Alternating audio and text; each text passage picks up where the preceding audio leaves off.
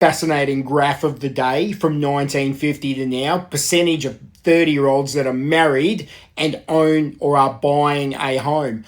What the heck happened in 1990?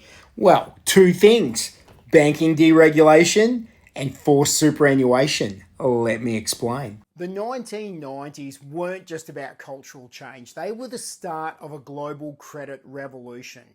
What banking deregulation did was it set banks free. In Australia, New Zealand, Canada, the UK, the US, they all deregulated their banking industry in the 80s into the 90s.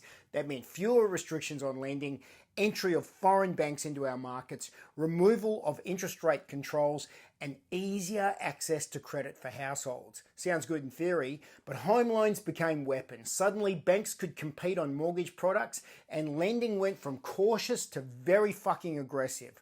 Loan to value ratios increased and mortgage debt exploded, especially for first home buyers.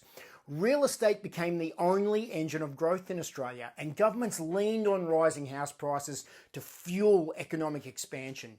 Home ownership was pushed as the middle class wealth vehicle. Banks made a fucking killing securitizing mortgages and growing the book.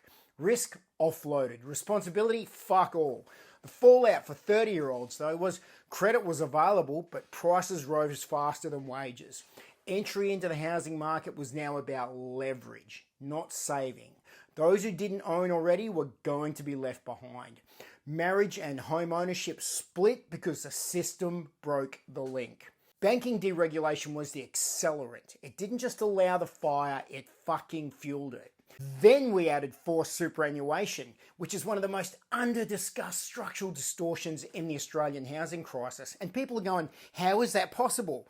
Well, on paper, it's a fucking great idea. You'll retire with dignity, they'll make sure of it, there's some savings for you, but in practice, especially for younger Australians trying to buy a home these days, super has become a government-mandated wealth trap.